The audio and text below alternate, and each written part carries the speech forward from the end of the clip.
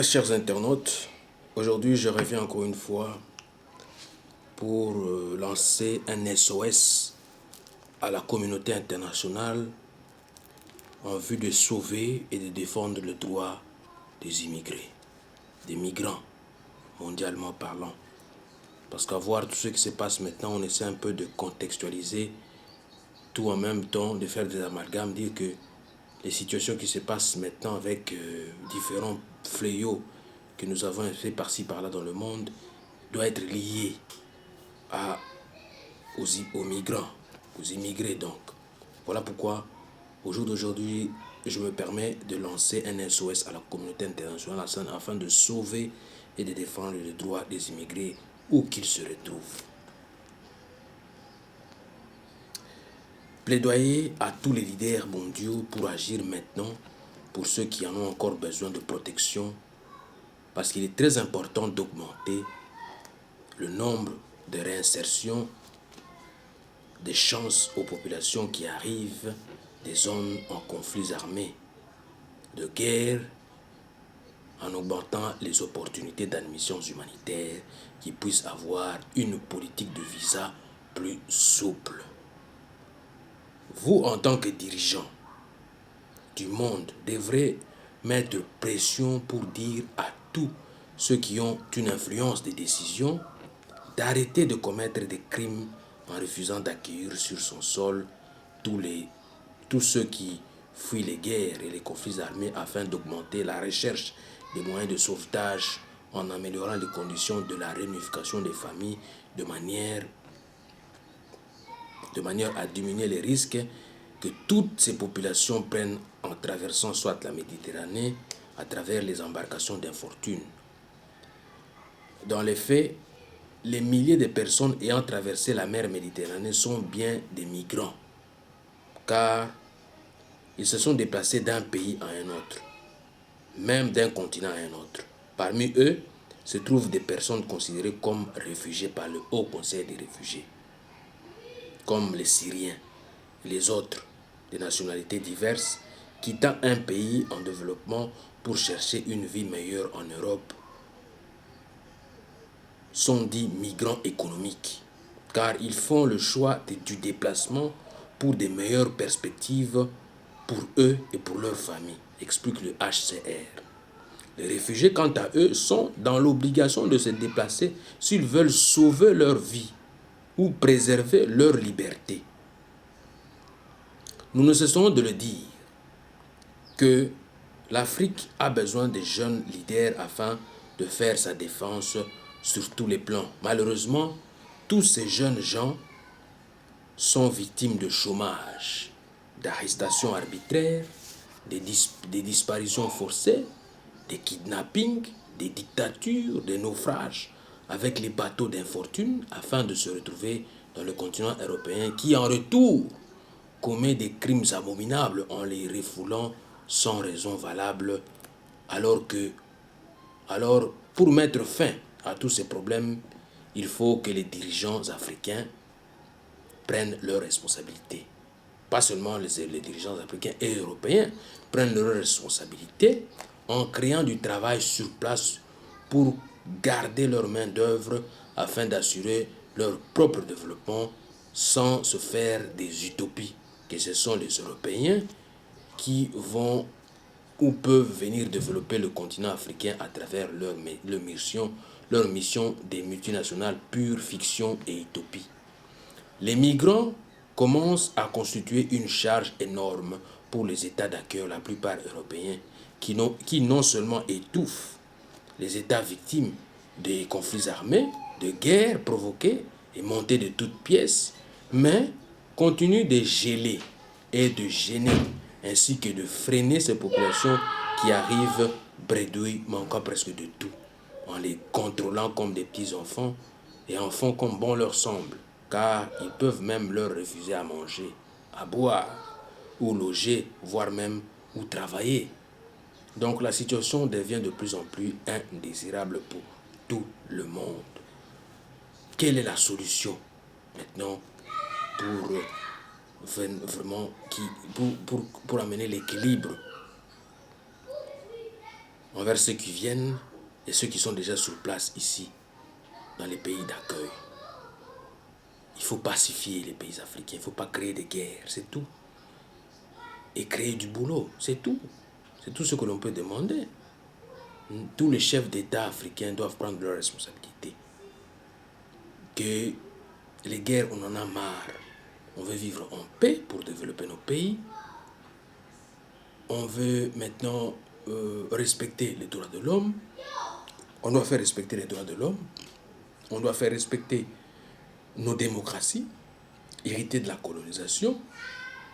Mais, selon le contexte actuel, essayer un peu d'amender et de créer des équilibres pour éviter des guerres et les conflits de tout genre, et notamment les discriminations de tout genre, qui sont au fait des causes immédiates qui apportent des guerres, qui amènent les gens à des conflits armés, des conflits fonciers, des conflits de tout genre. Voilà pourquoi moi je lance déjà à partir de maintenant un SOS pour que la communauté internationale puisse faire la pression sur les États d'accueil pour faciliter les visas pour sauver les vies humaines afin que les droits de l'homme soient respectés mondialement parlant. Je vous remercie.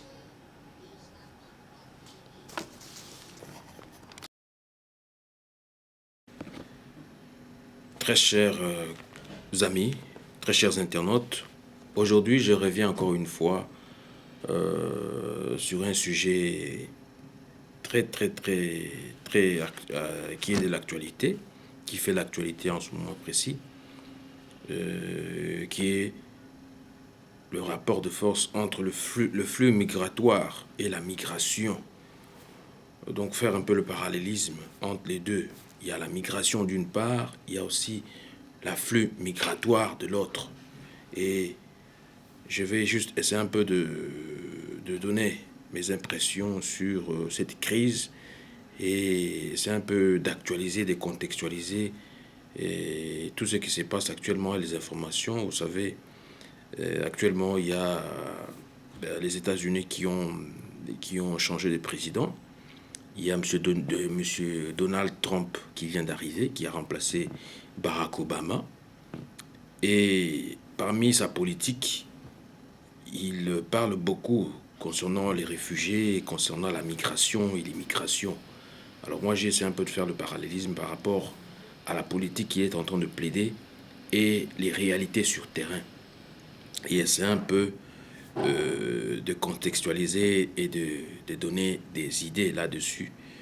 Et moi, j'essaie un peu d'apporter des idées aussi concernant tout ce qui se passe, concernant tout ce qui est en train d'être déclaré, concernant ce qui se passe, et notamment de faire voir les gens le problème qui se passe actuellement n'est pas vraiment clair. D'une part, on dit qu'il y a des passeurs, on dit qu'il y a des gens qui font les trafics des êtres humains, on mélange tout, on ne sait pas différencier entre le trafic des êtres humains, entre les gens qui sont des réfugiés et les gens qui sont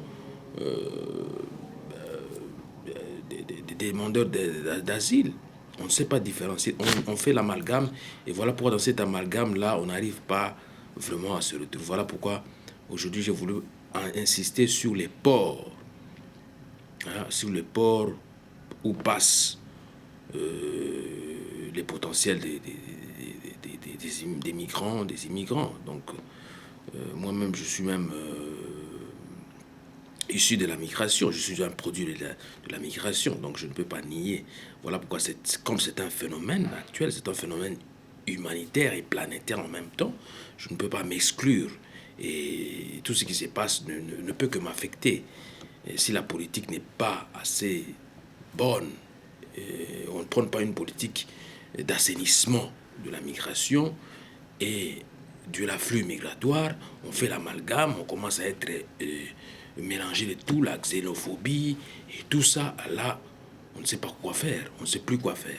Alors voilà pourquoi moi j'ai essayé un peu d'insister, d'expliciter et en fait d'exhorter aussi, parce que moi je suis un produit de la migration, comme je vous le dis, je viens de l'Afrique, mais à voir tout ce qui se passe, ça m'interpelle beaucoup. Et ça me pousse à dire aux chefs d'État, pour la plupart africains, parce que vous savez, le continent africain est l'un des continents les plus meurtriers, l'un des continents les plus victimes de cette politique migratoire, à travers hérité de la colonisation, de tout ce que vous savez. Et là, je voulais insister sur les différents ports et aéroports où passent les réfugiés qui fuient pour sauver leur peau. Et aujourd'hui, j'ai voulu parler de Lampedusa, à Oua Frontière et à Liwa. Les gens m'ont suivi sur Facebook, ils m'ont suivi sur Twitter, ils ont dit, j'ai développé beaucoup de thèmes là-dessus, et j'ai développé un bon thème, mais je devais au fait aggraver cela, et c'est un peu, encore une fois, de mettre ça sur vidéo, et essayer un peu de passer le message pour essayer un peu d'être mieux compris et d'échanger avec les autres aussi. Merci pour le message que vous avez envoyé, mais moi, je considère Lampedusa, je considère Marseille, je considère bon nombre de ports où passent les réfugiés comme des ponts qui relient les peuples simplement. Je ne me considère pas comme ceux qui considèrent les autres, quoi, qui sont contre la migration. Non. La migration réussit. La preuve en est que nous avons des chefs d'État aussi qui sont passés par la migration, qui sont des fruits de l'immigration. Leurs pères ont immigré, et eux-mêmes ils sont issus de la migration. On ne peut pas nier cela. Voilà pourquoi j'ai dit le drame de la traversée risquée en pleine Méditerranée, entre l'Afrique et l'Europe, l'Amérique, l'Asie, ainsi de suite, commence de plus en plus à prendre de l'ampleur avec ces lots de morts enregistrés à chaque tentative de traverser sur des embarcations d'infortune. En effet, Lampedusa constitue le principal carrefour de l'immigration clandestine et le centre de concentration où la gravité de risque de traverser la mer devient minimisable pour certains Africains, ancrés d'un désir accru de nourrir un espoir latent ou patent, je ne saurais le dire, que l'Europe fait partie d'un Eldorado où tout baigne comme si de rien n'était. À la fin, c'est l'Afrique et les Africains qui souffrent des tragédies et des crimes abominables en permanence en vu le statut de victimisation dont ils sont toujours objets, partant de l'époque coloniale où leurs ancêtres étaient dépeuplés de force pour venir faire des travaux forcés pour construire l'Europe, les Amériques, ainsi de suite. Depuis plus de 600 ans, vous le savez, les Occidentaux ont gravé dans leur mentalité l'art du crime, de l'extermination des peuples, de pillage des ressources naturelles, de l'esclavage pour leurs propres enrichissements d'abord. On veut bien. M. Trump est en train de plaider.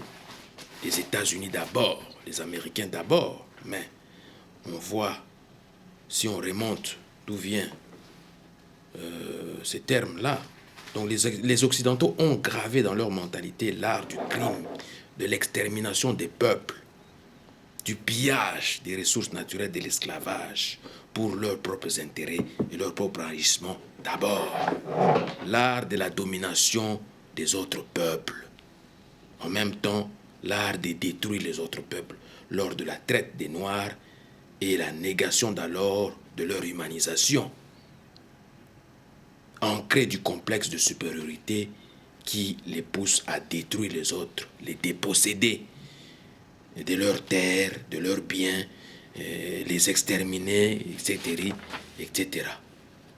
En lieu et place d'améliorer les voies et moyens de relocalisation ou de réinsertion de ces marées humaines sur des nouvelles terres d'accueil que constituent certains États d'Europe, ainsi que de donner de nouvelles opportunités d'admission humanitaire à ces personnes, on préfère plutôt de les détruire en pleine mer. En lieu et place d'assouplir leur politique de visa, de rechercher des moyens de sauvetage ainsi que d'améliorer les programmes de regroupement familial au plus tôt, au plus vite, ils refusent obstinément de sauvegarder l'humanité. Nous constituons tous l'humanité, la chaîne de valeur.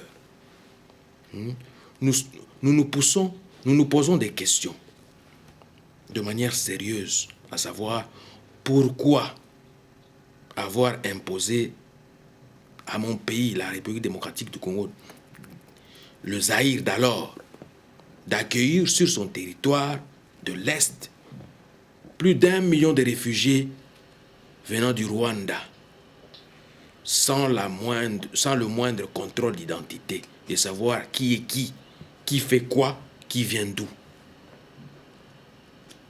Pourquoi à cette époque-là? Pourquoi? Je me pose des questions. On doit se poser des questions.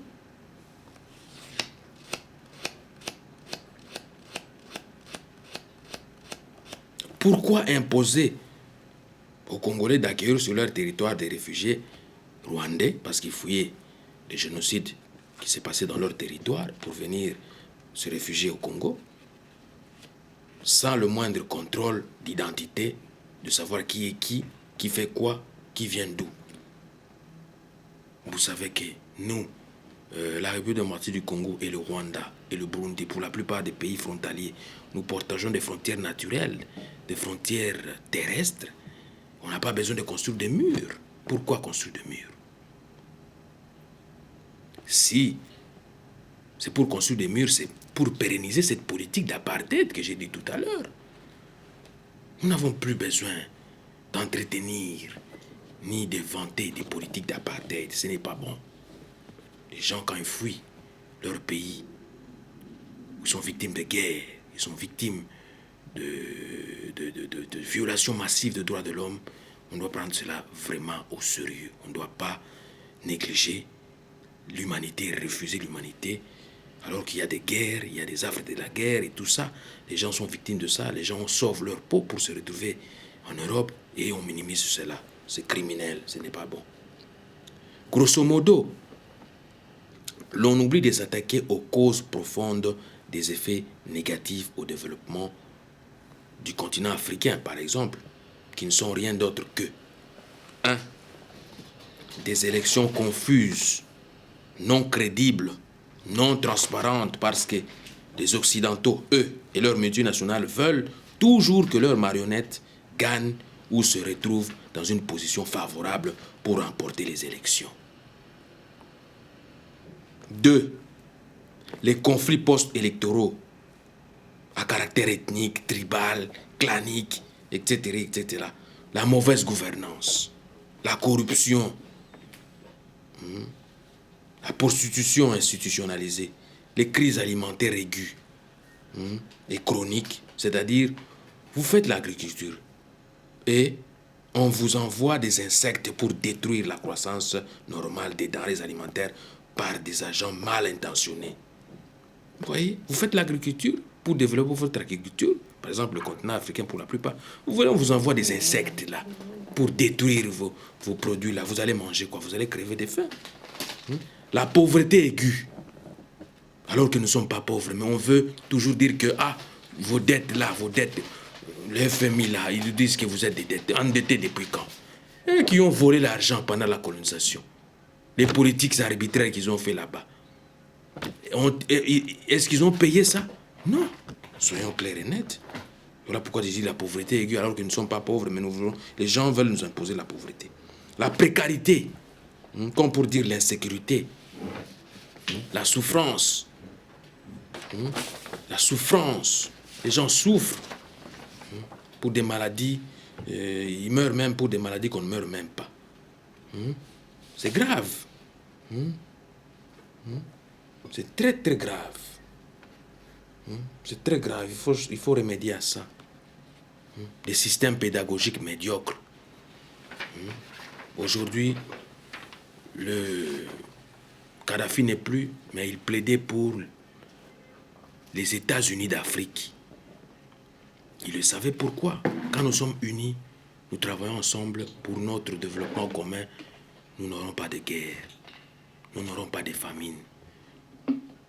Nous ne serons pas victimes des crimes venant d'outre-mer, non.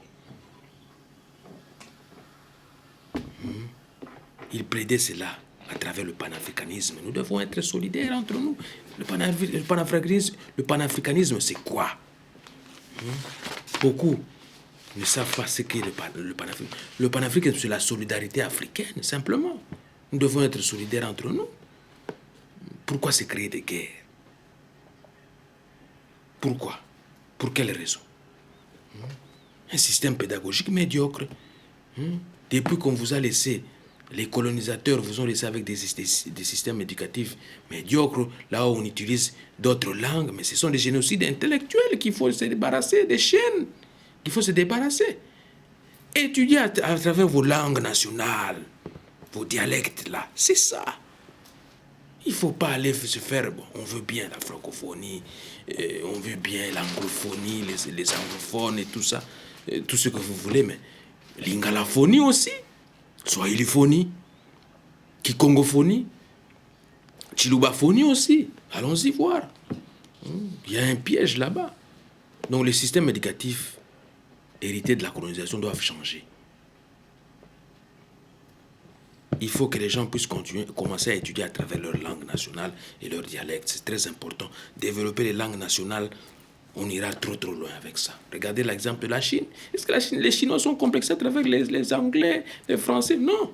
Ils parlent que leur langue. Voilà pourquoi le chinois est la langue la plus parlée au monde. Donc utilisez vos langues là, changez vos systèmes d'éducation et pédagogique pour se développer au plus tôt et plus vite. Le taux de chômage trop élevé chez les jeunes. Sous-emploi généralisé. Le chômage populaire, c'est devenu populaire. Pourquoi? Parce qu'on ne crée pas d'emploi. Les déforestations, nos forêts, il n'y a que la forêt équatoriale et la forêt amazone qui nous restent. Il faut vraiment militer pour la préservation de ces forêts-là. Si on continue à couper des arbres et en faire tout ce qu'on veut comme meubles, je ne sais pas moi quoi, mais on va rester avec quoi? Vous ne voyez pas que la biodiversité est menacée? Alors, contrôlons les gens, les multinationales qui viennent dans nos pays pour faire les politiques de déforestation. Ce n'est pas bon. L'absence remarquée et remarquable des Africains sur la scène des affaires mondiales. Vous voyez, les minéraux avec lesquels on fabrique, par exemple, les GSM, les ordinateurs portables, à travers plusieurs multinationales, les compagnies européennes, et ainsi de suite. Mais la source d'extraction, on oublie ça. C'est criminel quand même. Ça vient d'où? Au lieu de vanter le pays d'où viennent ces minéraux-là, non, on vante ces multinationales-là. À travers ces politiques de déforestation, de pillage de matières premières, des minéraux venant de l'Afrique et des pays africains pour leurs propres intérêts. Vous voyez la source d'extraction, par exemple, du pétrole. Le pétrole qui vient du Nigeria. La cassitérite, le coltan qui vient du Congo. Mais on ne parle jamais du Congo comme source d'extraction. On parle seulement des multinationales qui vendent ça. Mais c'est criminel, allez-y voir. Vous voyez que nous vivons dans des pièges, dans des clichés. Le manque, la carence notoire de la dernière technologie concernant les appareils électroniques en vue de pallier aux problèmes administratifs. Voyez-moi ça. Donc, vous manquez même la technologie. Mais toutes ces matières premières viennent de la source d'extraction. Mais la source d'extraction, les pays d'où viennent ces minéraux-là, il manque même des ordinateurs. On les envoie des bilocotos. C'est criminel ce que vous faites là. Envoyer des histoires vraiment pimpant neufs. Pas des bilocotos. C'est pas bon. Les maladies pandémiques, les endémiques comme le sida, malaria, virus, d'Ebola et tout ça, c'est provoqué, c'est voulu. Si on ne prend pas des mesures adéquates pour remédier à ça, mais nous allons souffrir. Nous allons souffrir. hein, et les gens mourront tout le temps. Ils n'iront pas de loin. Hein. La sécurité des États africains, qui s'en charge? Voyez-vous, il y a des pièges. Il y a des pièges. Ou si rien n'est fait, mais voilà pourquoi je me pose la question. Pourquoi l'Afrique ne se développe pas? Donc, tant que les grandes industries de transformation ne seront jamais ramenées en Afrique, qui est la source d'extraction de tous les minéraux utiles pour la technologie aéronautique, de l'électronique, ainsi de suite, nous pouvons dire, bien que nous pouvons dire, le développement ne sera jamais à l'ordre du jour pour les générations qui viennent après. Il ne faut pas se faire des utopies, mais il faut être réaliste. La politique occidentale vise toujours la destruction totale ou partielle de l'émergence africaine, du développement africain. Ça, il ne faut pas se le cacher. À travers la rusée occidentale, c'est-à-dire, ils viennent toujours piller vos minéraux, les ramènent chez eux, en Europe ou en Occident, et les transforment. Et en retour, ils vous les vendent à leur prix, à prendre ou à laisser. C'est à vous arbitrairement. C'est ce qui régit leur intention, l'intention occidentale. C'est la domination sur tous les plans. Alors que c'est nous qui devions normalement dominer, parce que les minéraux viennent de l'Afrique. Mais c'est le contraire qu'on vit. C'est le contraire. Donc la source de l'extraction, nous devons être intelligents et changer de politique maintenant. Dire que la politique migratoire doit changer. Nous ne voulons pas de la xénophobie, nous ne voulons pas de la haine, mais nous voulons qu'il y ait vraiment de la considération pour les migrants, pour les réfugiés, pour les gens qui fuient leur pays pour une raison ou une autre, pour sauver leur peau. On doit prendre cela au sérieux. Sauvons l'humanité. Je vous remercie.